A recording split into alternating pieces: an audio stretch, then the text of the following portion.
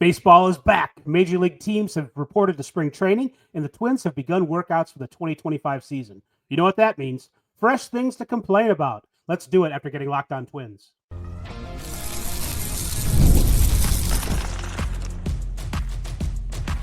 You are Locked On Twins, your daily Minnesota Twins podcast. Part of the Locked On Podcast Network, your team every day.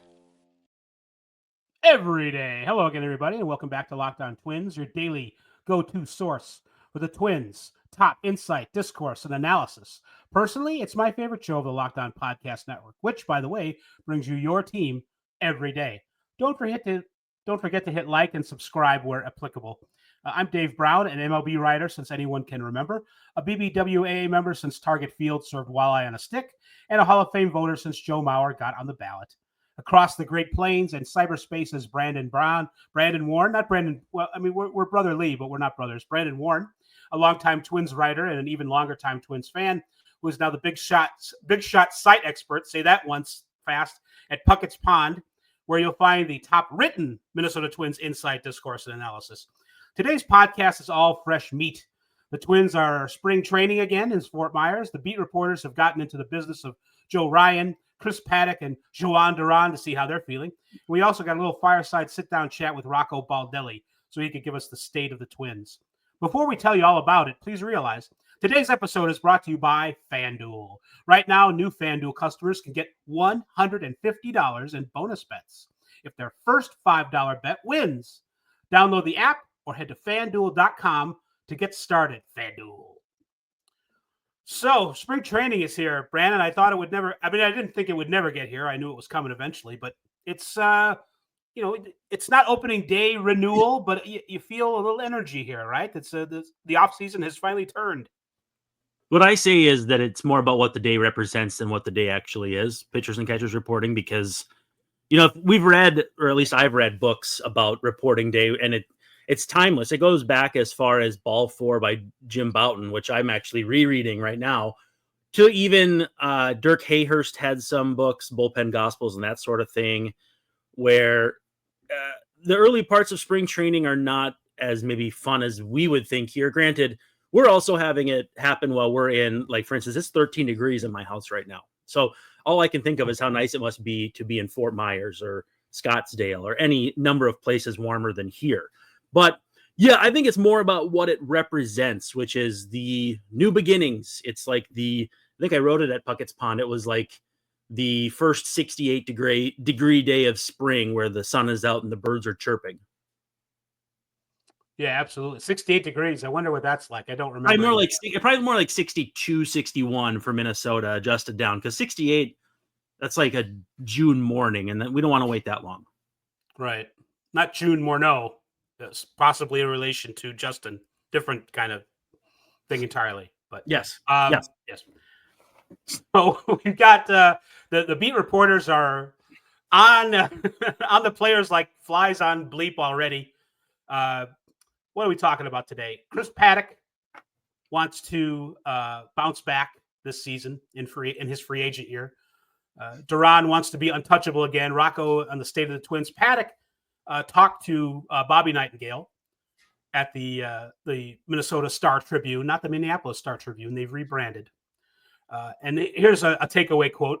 When you get comfortable in this game, does he talk like that, like a cowboy? Kind of feel like he does. He's got it, right? Like you feel like he's almost like, when you get comfortable in this game. Right. The next guy is up. Yeah. So I don't know if that actually, I don't remember. Then he spits on your shoes if you're really making him upset. Sorry about that, Bobby. Dang it, Bobby. Now I'm kind of talking like Nicolas Cage. Sorry about that, Bobby. I'm talking like Hank Hill. Dang it, Bobby. So I don't think he talks like Hank Hill, but I don't know. I thought you said Ang, like Ang Lee, the director. No. But you said Hank Hill. I'll tell you what, Bobby. The Twins better have their propane filled for this season or else. Well, I want to ask you, though, like, are we thinking of the idea of Chris Paddack rather than actual Chris Paddack? Because, like, even at his best, he's thrown 100 innings twice. The rookie season where he struck everybody out, didn't walk anybody, gave up too many homers, and had a FanGraphs WAR of 2.4, 140 and 2/3 innings. He's not approached that since. That was his age 23 season. This is age 29 coming up. And since then, he's thrown 59, 108, 22, 5, and 88 innings. Well, and I skipped the thirds. There's little thirds of innings in there too. But what he's saying he wants to get back to is what exactly? His rookie year where he gave up a lot of home runs. His 21 year where he 100 innings and had a 5.07 ERA. Like, I just feel like maybe we're romanticizing what he's capable of, even though I think decent number of strikeouts, no walks. If he can limit the homers, he's a perfectly solid number 5 starter. I think the Twins would like to romanticize him up to a point where they can trade him for something. Like a shortstop. Maybe. Yeah. Symmetry. This might be my favorite quote from Paddack. I'm going to go back into the voice. I haven't been able to prove myself since my rookie year, said Paddack, who had a 3.33 ERA and a 9-7 record and 26 starts in 2019. I haven't been able to prove myself since my rookie year. It's 6 years ago. I got a question. Would you trade him for Isaiah Kiner-Falefa? Because the salary would be pretty much neutral, and you'd get what you need in terms of a backup infielder, and a pretty good one. I mean, I don't know. I just think I think I'd rather keep Paddack and sign Jose Iglesias, which I believe you wrote something about recently. But pros and cons.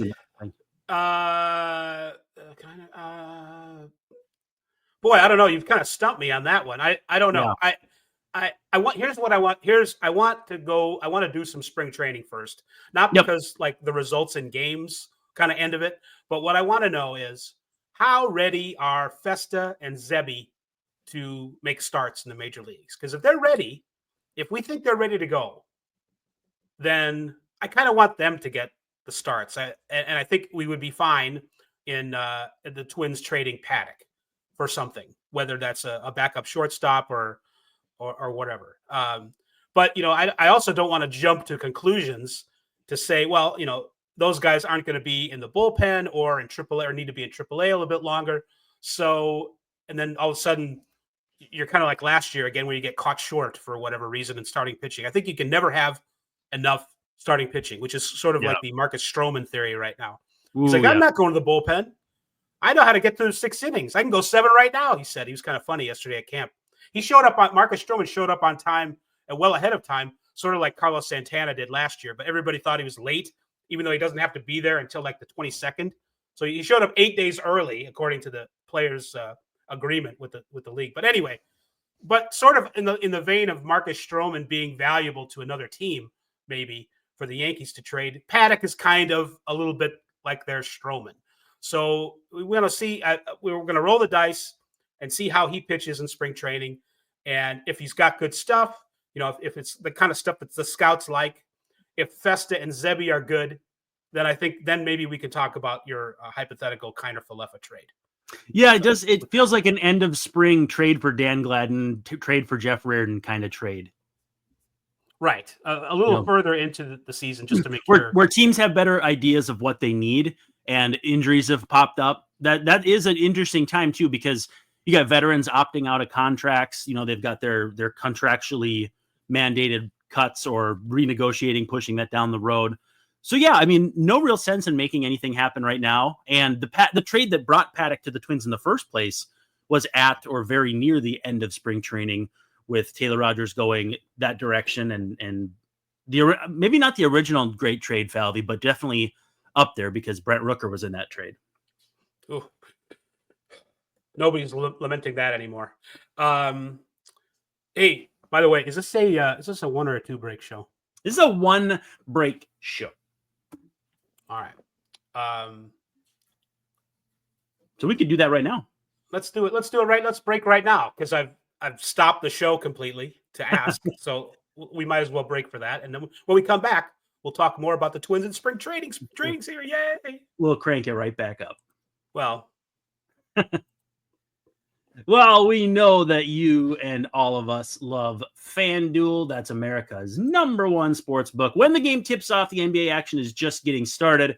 And there's no better place to get in on it than FanDuel, America's #1 sportsbook. Now, we are at the NBA All-Star break, but fun game on Thursday night. Timberwolves beating the Thunder, kind of running away at the end. It was the first game, Dave, all year that the Thunder never led. That's how good the Oklahoma City Thunder have been. It was their first wire-to-wire defeat of the season. Timberwolves doing it without Julius Randle, Dante DiVincenzo, Mike Conley. Big fun game. But if you want to get into these games and you're maybe not as sorry, say it again. DiVincenzo right now. If you want to get into these games and maybe you don't have as much of a rooting interest as I do with the Wolves, FanDuel is the way to do it. You can place live bets throughout the game. So even if you miss the opening tip, you can jump in on a fourth quarter comeback bet or something like that. Stay in the action and stay off the bench. And if you're looking for a bigger payout, you can even combine your bets into same game parlays. For me, it's just kind of fun to have the phone up, thumbing through Twitter, Blue Sky, whatever. And FanDuel is kind of part of that cycle, that circle, that rotation. That's the word. Rotation.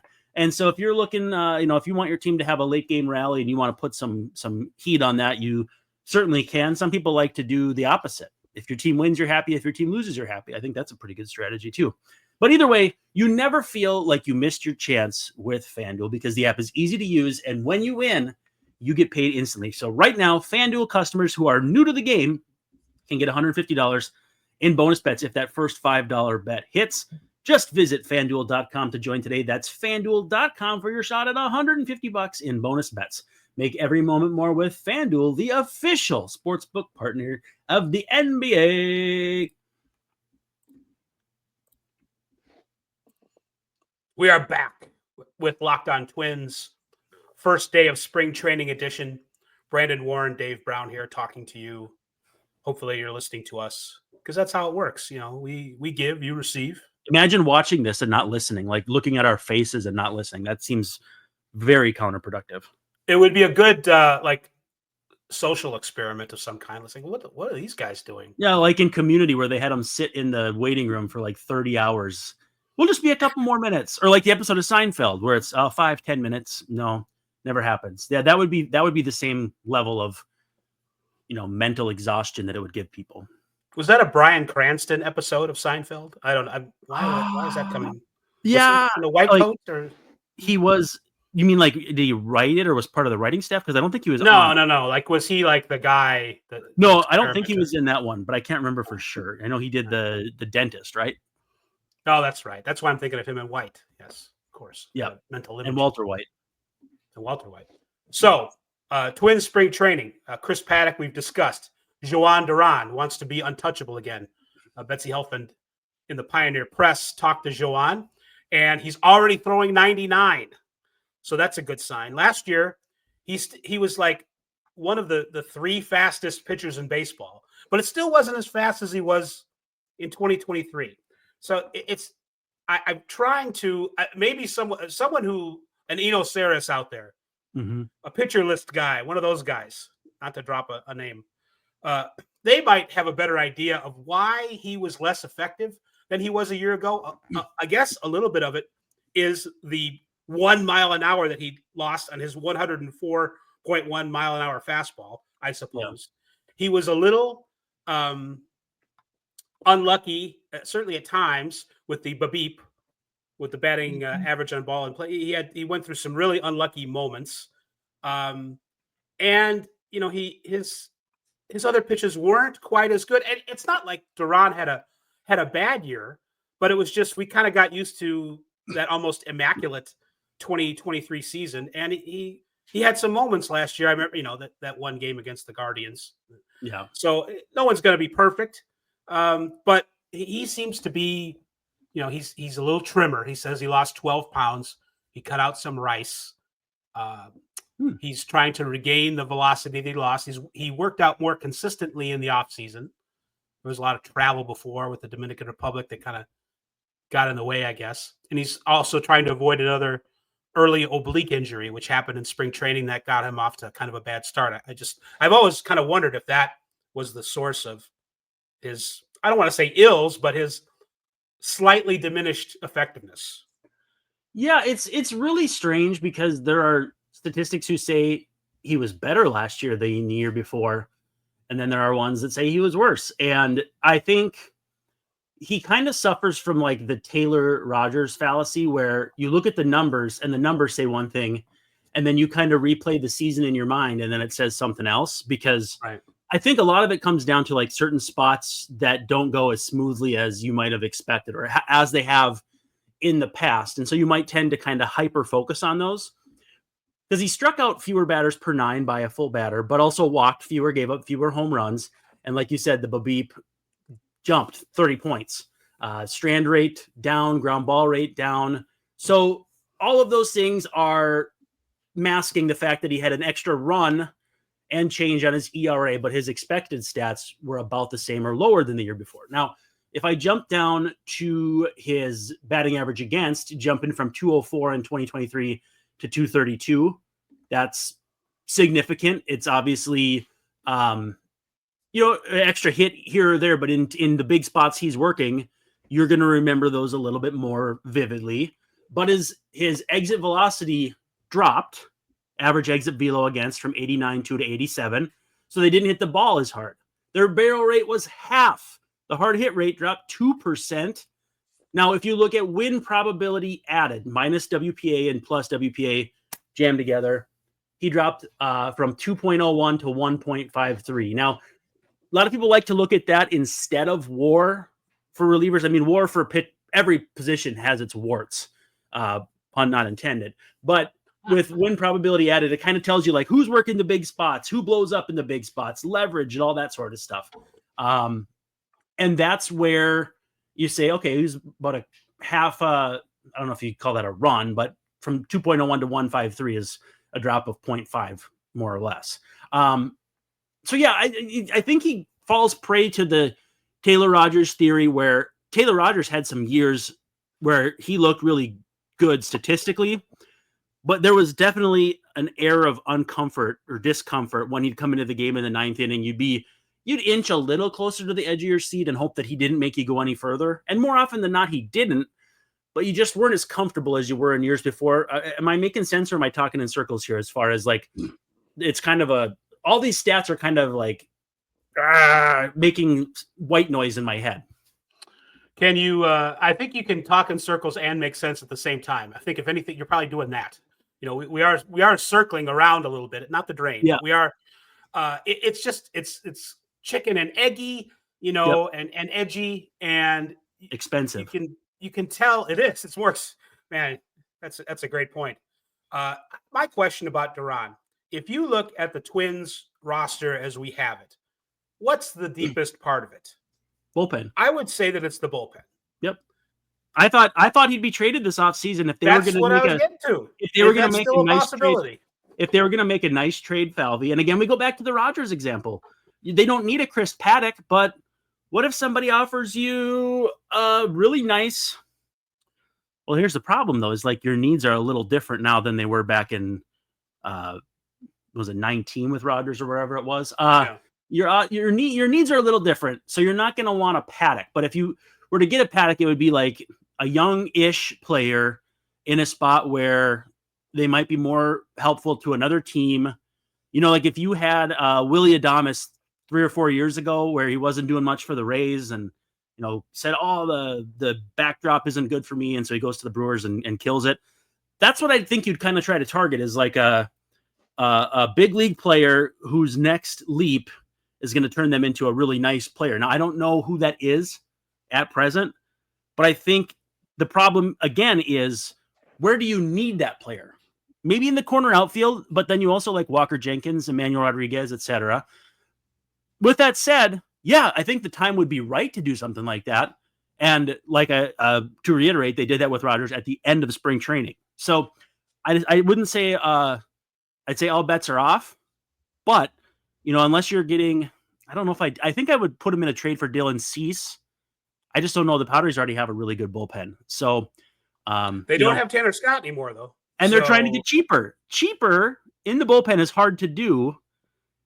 I'd probably rather have Michael King, but I think, is he a free agent after next year, or is he a free agent too?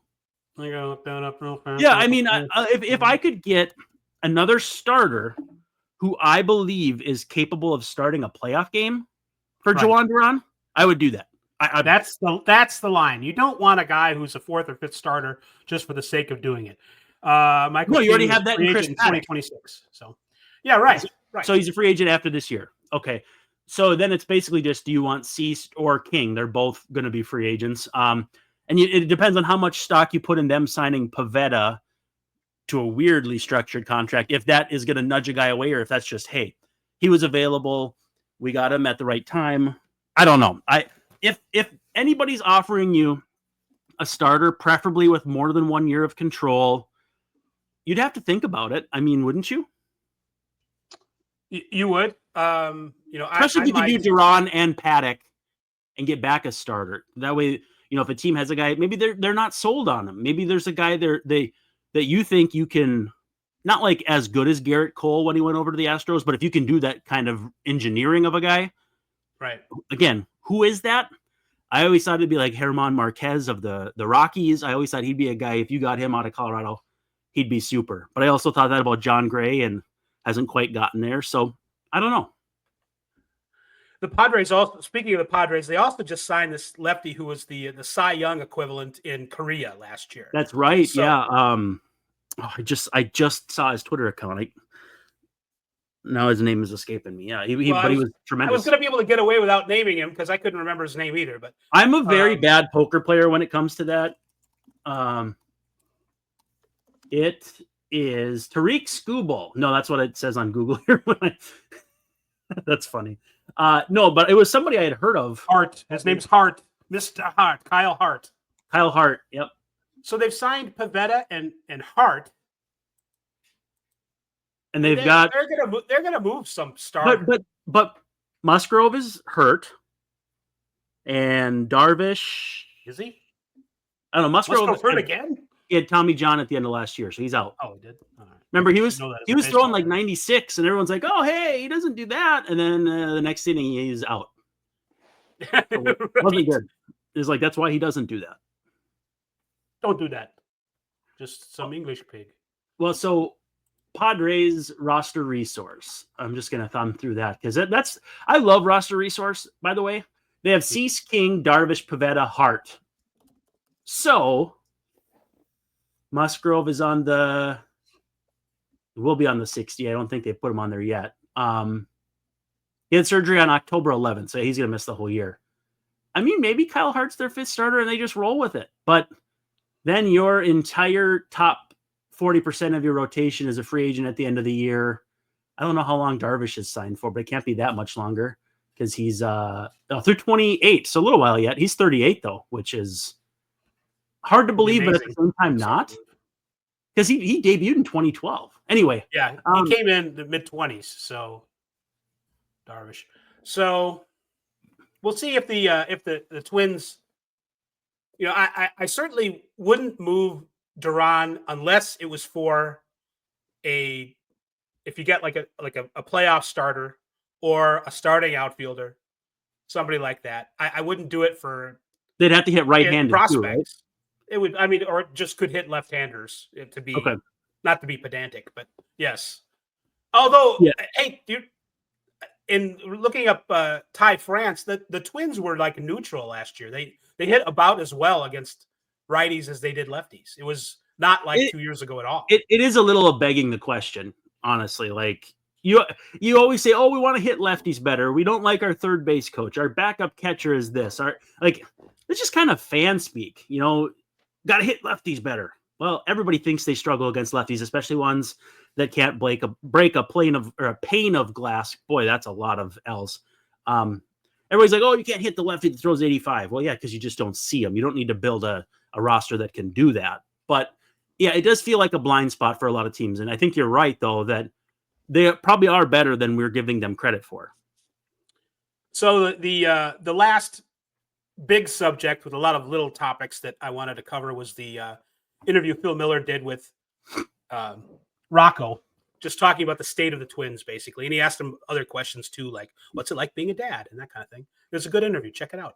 Phil Miller's a dad. I don't know why you'd ask him that. I'm just kidding. Yes.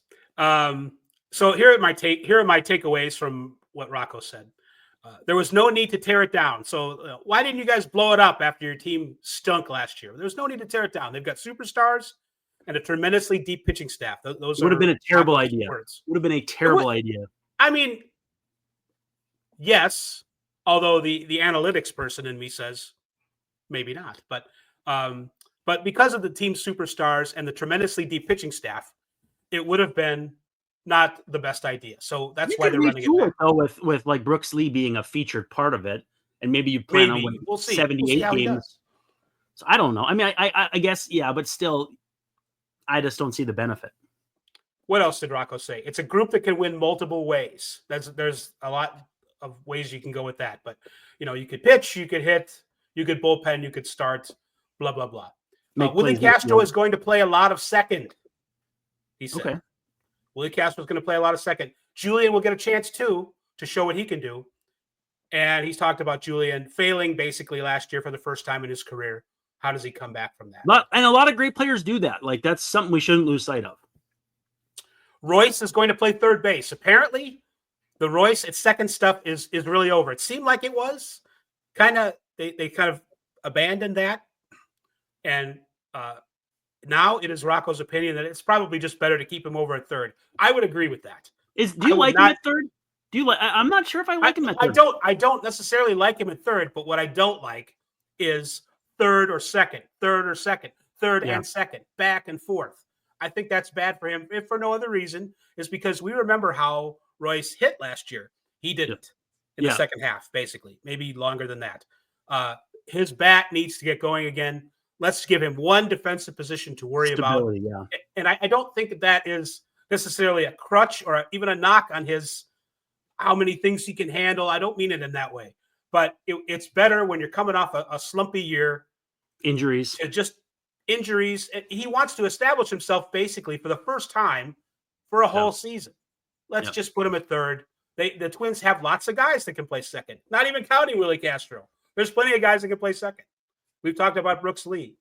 Peyton Neals. I bet if the Twins lost like 4 second basemen and then you get to Peyton Neals, I bet if they put him in the lineup that he would do okay.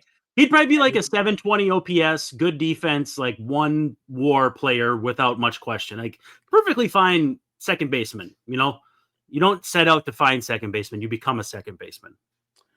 Rocco, and he was effusive in his praise for Ty France at the time of the acquisition, is the Ty France addition is fantastic. Go and hit line drives. So actually kind of similar, they're at different stages of their career, but he's like, just get in the lineup somewhere, DH or first base, probably, and go hit line drives. And I think Ty is going to take to that. He's going to feel that as far as confidence and whatever that Rocco has in him. Phil asked him point blank, you think he's going to make the team, which is kind of a funny question in a way. That is 100% a Phil question, though. It is. It sure is. God bless it. I love it, too. It'd be like Rocco's this. like, well, that's up to him. That's up to Ty. Ty's got to make the team. Phil would be like, so Rocco, is Ty going to make the team? Like, just because it's like a little trolling, but there's a lot of, that's an actual question. I mean, like, it's an art form. It's an art form. He is a very good journalist because he does those things. Yes. And it's more about getting the right answer and Rocco's answer about how, well, that's up to Ty. I mean, that's really the crux of it too. It's up to him this is not a gift. You have to still make the team. He asked a question where it's like unthreatening, but also pointed. You know what I mean? Like it's so good. It's from somebody who hates the talk about this, talk about that question. The way Phil Miller asks questions is like A++. It is. It's all about getting the right answer. It's not so much how the question sounds or whatever, but anywho. Jose Miranda also will get a lot of work over there, he says. So Rocco says about Jose Miranda at first base. The theme of the season, he didn't go into details about this, is kind of transforming the 2024 collapse into 2025 motivation. Phil asked him, well, how do you do that? And he's like, well, we haven't really addressed it with the players yet. They haven't had that kind of meeting yet. Well, Carlos Santana's not even there yet. He's not. He's late. Carlos said, is he going to show up? No, he's not because he's in Cleveland. You can be in Glendale or something like that. I don't remember where. Yes, Cleveland. They are in Goodyear. Goodyear, the worst. He got his old number back, not to give away a future show, but he's 41 again with the and 41 years old. Very quickly, one of my favorite all-time tweets is how bold of you to fly the Goodyear blimp when it's been a very bad year. Very good. I love it. Rocco, as far as 10-year and 20-year, is going to be right behind Kelly. Well, he is anyway, but Kelly, Gardy, and Rocky, as far as Twins managers, he's going to be the third longest one soon. Rocky. I don't know how many games he has to. Rocky, what am I missing here? Rocco. Oh, got it. We call our dog Kelly, Rocky. Gardy, and Rocky. I was doing a nickname thing. Your 10-year thing, too, reminded me. I ordered a Ricky Henderson jersey the other day, so that should be coming here pretty soon. Which I want to see that. You want to? It's a Kelly Green, so it's going to be. Whip that out. Oh, I like the gold. It's got gold on the outside. I grew up playing in jerseys that looked exactly like that, and they were all numbered. You grew up in Jersey. You're from the upper Midwest. Michoac. We were all like number 71 back in those days. It was so awesome. Rocco says, I feel a little out of place when you talk about Tom Kelly and Ron Gardenhire. But in terms of how long he's been there, Rocco's getting there. He's getting to it where he has a legacy. Yeah, he's a legacy. Yep. So it was a good fun talk. There's more to pick apart with Rocco, and we'll certainly be doing that in future episodes. And that is going to wrap up this one. The Twins begin spring training workouts. Next episode is going to be a Call Me Maybe reference because here's my number. Yeah, maybe. Actually, that's going to be a future episode, but still, we might. It depends on when we do it because not to be too inside baseball, but yeah, we're gonna talk about all the team's numbers. But anyway, or the players' numbers on the team. And I got to get out of here fast. We're having 32 minutes. Dave Brown, Brandon Warren. See you tomorrow. Not going to make it.